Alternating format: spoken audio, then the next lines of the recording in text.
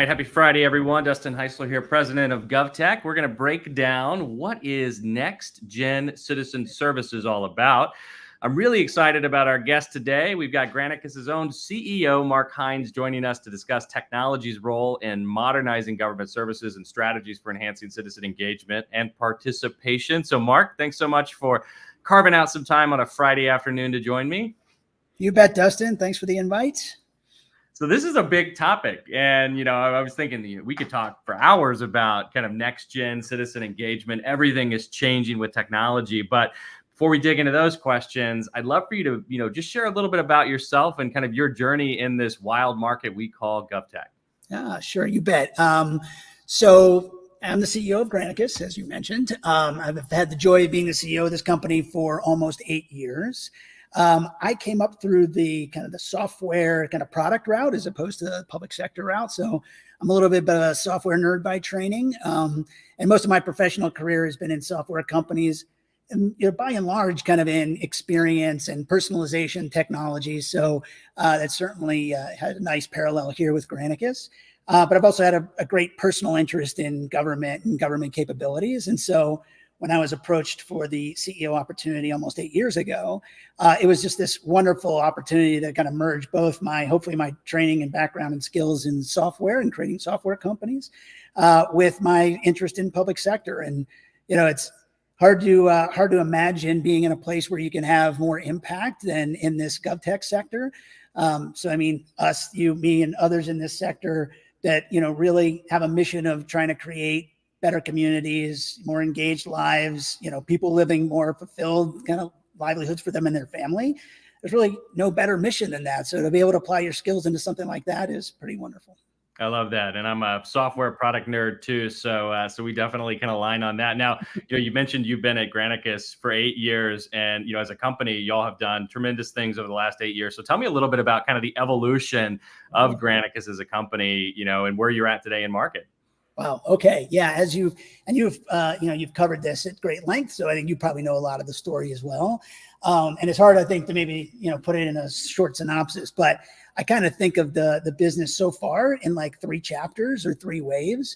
And we like to say that the modern Granicus started about in 2016 when we merged the then largest SaaS cloud pure play vendor in local government called Granicus at the time, and merged it with an equal-sized business called GovDelivery, which was also a SaaS cloud delivery company, primarily in serving federal markets and state markets. So instantly in late 2016, we kind of had the largest pure-play SaaS cloud company in GovTech. And we were doing that in cooperation with a great capital partner called Vista Equity. And we had this kind of vision and mission to really attack GovTech very differently, right? Where traditionally, purchasing technology in government was largely on-prem and slowly moving to SaaS cloud. And then, purchasing, technologies independently rather than as platforms. And virtually every other vertical market software segment in the world has said there's value in combinations of independent technologies in the form of platforms. It had never been done in GovTech before. And so we got kind of on the road, as kind of relatively quickly with a mission of inviting great next-gen technologies in addition to the original Granicus and GovDelivery business to create what we now consider, the largest upscale SaaS platform for experience and engagement of citizens that had never been done before.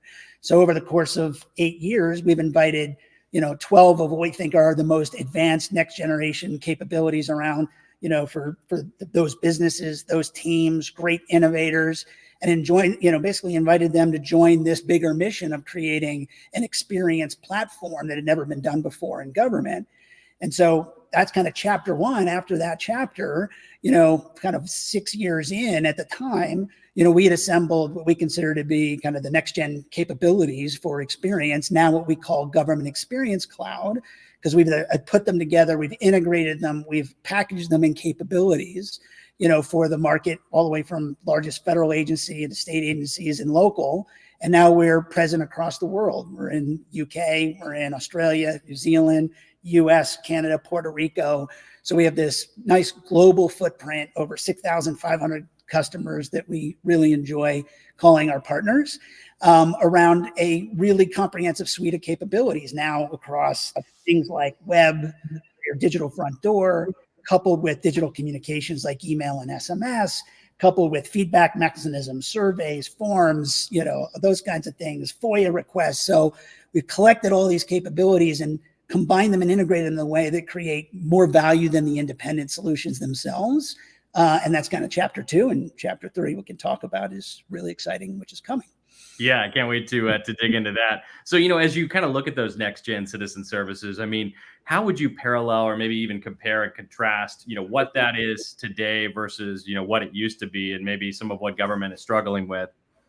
Yeah, sure. So it's a great question. As I think about it, when you think about next gen services, the services catalog perhaps themselves hasn't changed that much, right? I mean, governments, local governments, state and federal, they largely have delivered the same catalog capability services for a couple hundred years, right? And so when we start to think about next gen services, it's less maybe about the services and it's more about a mind shift on how governments think about the delivery and measurement and impact of those services, right? So, for us, it's this interesting shift where governments, I think historically have felt like the responsibility is that it's available, right? So my catalogs of services, my job is to make them available to the public. How they are consumed is less their responsibility, right? And I think what defines the next gen services movement is now governments are caring about what is the experience of their customer, their community, their constituents. How are they accessing those services? Are they able to access them easily? Like, what is the process? How well is their satisfaction? Is it having the outcomes and the impact that those services are intended to deliver? I call it the great move your cheese movement for a government, because no longer is access, yes, is accessible, good enough, right? It is now, what is the experience? And are the community members that are in most need of those services, are they able to access them, and what is their experience as a result? So to me, it's a mind shift. And maybe I can illustrate with an example kind of to bring it home, right? So let's just say I'm a fire inspector and you're a small business, right? In any local government. And as a fire inspector, I typically wake up every day and I've got, a calendar full of inspections I need to go do. The service is the fire inspection. Well, for a long time, that was kind of the boundary of responsibility. And you, as a small business, historically, you'd be like, all right, how do I access that service? Well, I'm going to go to the website, see if I can find fire inspection. Nope, I can't find it. I need to call into the government. And they tell me, I need to, drive across town, be there between 9 and 2, print off a form from home, rummage around in my desk because I haven't written a check in the last 10 years and I can only pay by check, right? And then they show up, do the inspection and, I didn't have all my documentation. Like, that's the typical traditional experience, right? If you transition to what a next gen service might look like, where the responsibility shifts to the experience, now, of course, it's I go where my constituents are, online and digital. I should be able to go navigate the web in a way that immediately understands, or I get an email because they know that I am a small business that just got an application or a permit and I require a fire inspection. They tell me exactly what I need. I go online, I fill out all the forms and applications online. It tells me what level of service I can pay online. And all of a sudden that transaction and that experience, the same service, looks and feels completely different. It's anticipatory. I love it. It's less for me to have to remember, but more that's, driven towards me, as we see in a lot of the, consumer oriented experiences there. I mean, I really like that example. The other thing that stood out to me as, you were talking is that this isn't just the constituent. This is also the employee. That fire inspector is going to benefit from these evolutionary leaps that are happening with technology. So tell me a little bit, as you think about that experience layer and, all the work that y'all have done to kind of unify and integrate it, where does technology intersect this kind of future next gen service experience? Great question.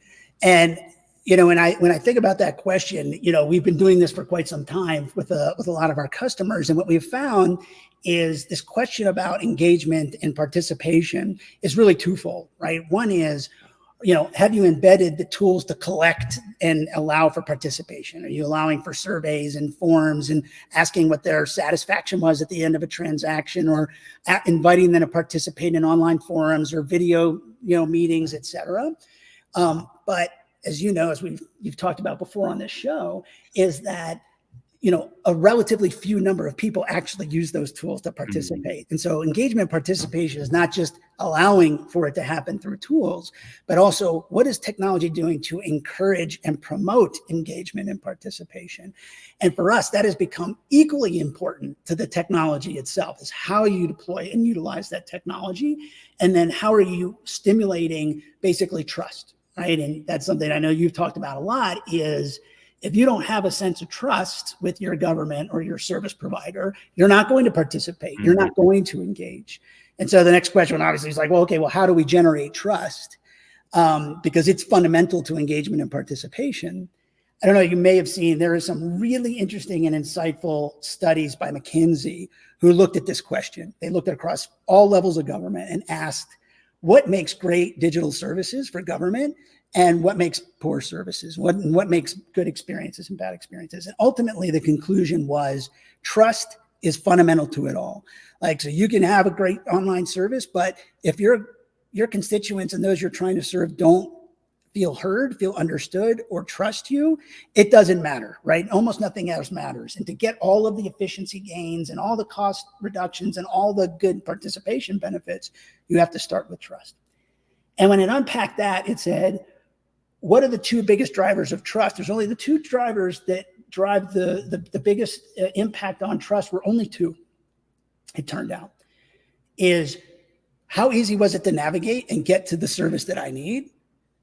And how clearly was it communicated? Those two things, right? And so that's one of the focus points for Granicus is, all right, how do we make this very broad collection of digital services or any services by a government highly accessible to those that they're meant to serve? How do you navigate them? And then how do you communicate about them? Because your audience is so incredibly diverse as a government.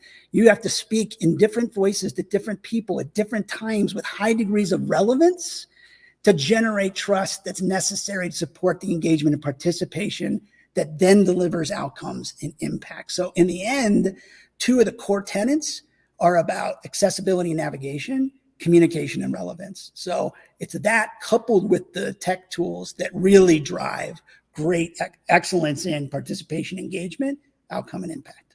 Yeah, I love that because, as we've seen before, just doing technology for the sake of technology is not going to drive the usage or the behavior, right? And so optimizing for it and, focusing on those things like trust, I think are incredibly important. So love that. Now, you talked a little bit about it as it relates to kind of trust, but what else is holding back agencies as they look to kind of modernize the way that they deliver services for the future? I mean, what are you seeing out there? Yeah.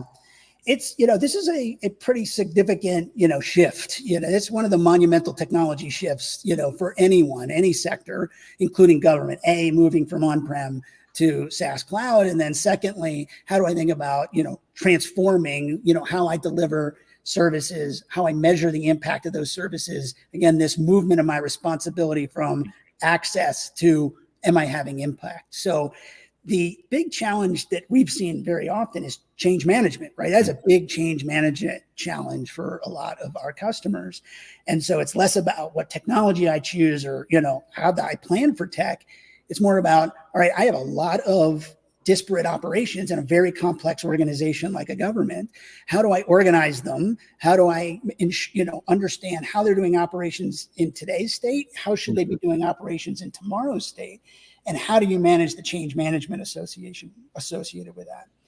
The most success we've seen is particularly in local governments, but also in state, is you have to hire people outside to manage that process. And you'll see, a preponderance now of chief experience officers being hired, chief digital officers, chief transformation officers, because you need someone over top of all of the silos that says, all right, if we are literally going to transform the way we think about delivering service to be more human-centered, to be more citizen-centric, and orient everything around that, it impacts everything we do, right? And you need someone to actually map that out and think it through. So that's number one.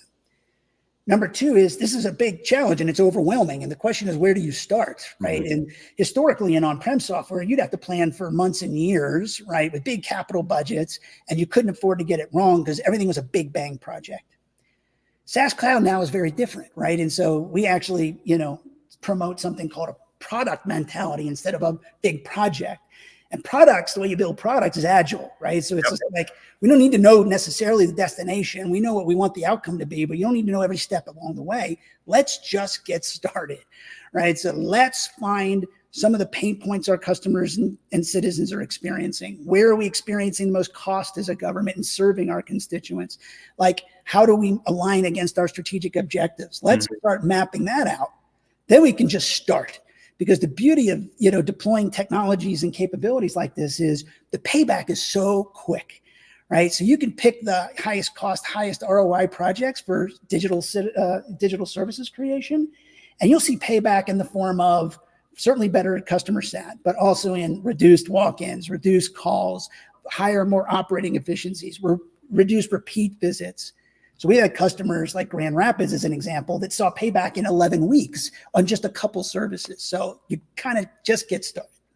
Yeah, I love that. I want to double click on that a little bit, because as we think about measurement, I mean, one of the questions I often get, especially as we're looking at large scale transformation of the way things are done. I mean, you mentioned some of the ROI dynamics. How else are you seeing people measure the impact? I mean, what should they ultimately look for as they optimize these service delivery channels? Yeah, great question. So, and this is, we alluded a little bit about kind of the chapters of Granicus. Chapter 3, this is, really what's coming, and what is, in front of us right now is all about this measurement question, right? Because in the first 2 stages, you're putting the tech in, you're creating a digital audience, you're figuring out what the responses are and how you can tune. And then the question is, to your point, is what are the key measurements that determine whether you're successful and whether you can expand the project? And, ultimately this shift in responsibility from access to outcome and impact means, how do you measure outcome and impact? And historically, that's been incredibly difficult, because as CIOs, CTOs, city managers have had to deploy products independently that don't speak to one another, aren't connected at the data level, right? You can only get one slice of the measurement of the experience. I can see how many web visitors came in. I can see how many people opened email, how many clicked through, how many, online transactions there were. But that only tells you one part of the experience. What you really want to know is, how was the overall experience, and how was it experienced to different constituent groups, right? Because in some cases, it's great that, we're serving well certain parts of the population, but there are certain, parts of the population that may be underserved, right? As an example. And you really want to know acutely, did they get access to the services they need? Did they drop off at certain parts of the process?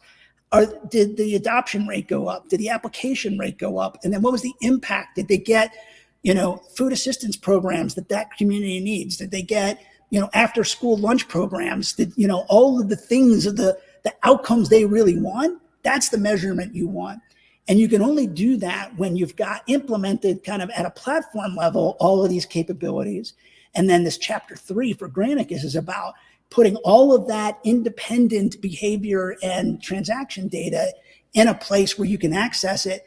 And then you can get to the insights and the questions that you're asking, like, what was the impact on these communities, on my African-American community, my Hispanic community, on my folks that are living below the poverty line, like, and how did they experience these services differently? Like, that's the impact you really want to measure.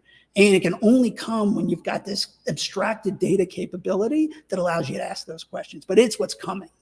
Yeah, I love that. Multi-dimensional reporting across all of those lines. So yeah, so as you look, everything is changing right now in the landscape of technology and behavior. We've got, generative AI, we have evolutionary leaps and, technology. I mean, what are some of the things that are on your radar that you see having kind of the biggest impact on citizen services over the next few years? Yeah, well, you kind of nailed it on the head. And, we weren't going to finish this discussion without some AI talk. Got to inject AI, right? Exactly. And, but it's real, right? That's the thing, right? So anybody that doesn't know if AI is going to be applied to government, or there's going to be some kind of, constraints or delays, it's coming. And you've talked a little bit about the show, and it's going to be coming from vendors like Granicus that can embed AI responsibly as part of platforms, right?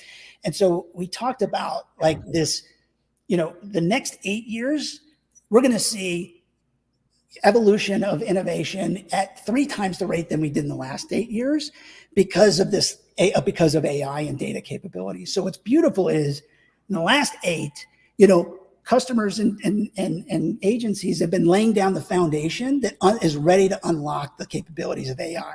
Because as I mentioned before, if you are trying to string together independent technologies and then you're like, okay, some are working, some are not, they don't integrate, they don't talk to one another, AI is kind of useless, right? Data is kind of useless. But we've been setting these foundation blocks that now, and I'm going to shock you here a little bit, this statistic. So across 6,500 agency customers for Granicus, we enable 30 billion digital interactions a year across our customer base. Website visits, emails, SMS messages, feedback forms, surveys, FOIA requests, like it is a mountain of data. But inside that data is a trove of information about how governments can better serve their constituents. Yep. Are the people that need the access getting the access? Are they having poor experiences? What's their satisfaction? How expensive is it to deliver these services? How can I tune them to be more relevant to specific audience groups? How do I become more contextual? How do I personalize services? And to your point, how do I become more predictive? How do I anticipate needs? All of that capability is embedded in all of this transaction data. And we've got global data now, so we can take best practices from, governments in the UK or governments in Australia, apply them in the US and Puerto Rico. So the beauty of government is everybody's willing to share these best practices and concepts and data. So to the extent we can actually empower these really good and enhanced capabilities around outcome and impact by unlocking this massive amount of data that humans just don't have the ability to actually sift through and get insights from, we're going to see that applied in ways we can't even conceive of in the next 8 years. It's an exciting time. I know we often talk about how, especially with generative AI, it's democratizing data analysis and data science to a certain extent. And so if you take kind of the multidimensional aspects you were talking about, it's exciting to think about not having to be an expert and being able to understand and not just understand your data, but understand the wider potential that's there from some of these other jurisdictions. So Totally right. I love that. As there's government leaders that are watching right now. And as you kind of think, about what they should do, I mean, many often come to us and they say, what are my next steps? How do I even start? I've got technical debt. Maybe I don't have technical debt and I just don't know where to pull the trigger. I mean, what advice do you have for them as they look at just taking those initial steps? Yeah, thanks for that question. So we hear that a lot too, right? Where do I get started? And I think, one of the constraints we often hear, and I know you've probably heard this before, is, the workforce, the internal workforce of governments and their agencies is diminishing, right? So talent is very difficult to come by these days, right? And to some degree, that's been used as a limiter to getting started. Mm-hmm. Anyways, our view would be, look, you've got a lot of people around you, right? So, understand what your capabilities are internally from a talent perspective, and then bring in the right partners, right? So, bring in folks like Granicus, others that have, experience delivering and deploying in a very expeditious way that delivers high ROI with high payback. And then just get started incrementally, because as you get huge ROI payback, as you see CSAT increase, as your elected officials start to see the real benefits of some of these things, the projects are just going to expand. But let partners help you. And then the second, dimension of this ecosystem is the beauty of government is you have the support of all your peers around you. Right. Mm-hmm. And so, we're building best practices and then creating forums to allow, local counties that are next to each other to communicate about what's working and what's not, cities next to one another, across agencies, federal, state, and local, like get engaged and, learn from the mistakes and the successes of others so that you can, really attack the problem, in a very directed way with a reasonable budget that delivers, quick wins with high impact. Love it. So easiest question for you today is, where can our audience go to learn more about you and about Granicus? You bet. So the easiest way is granicus.com. We've got a lot of resources there. So I would encourage anybody to go there, success stories, some customer examples. We have forums again, and for places where people can interact and tell their stories. And we have a series of stories that folks can learn from. So encourage folks to go to granicus.com for sure. And then if anyone wants a personal question and want to engage directly, please feel free to hit me up on LinkedIn. Awesome. Well, Mark, thanks so much for sharing the chapters of Granicus and introducing us to this third chapter. And, congrats on the amazing success that y'all have had. And I know that you'll continue to be a rocket over the years to come. And thanks for carving out some time on a Friday to join me. Thank you, Dustin. Really appreciate it. We'll see everyone next week, same time, same place.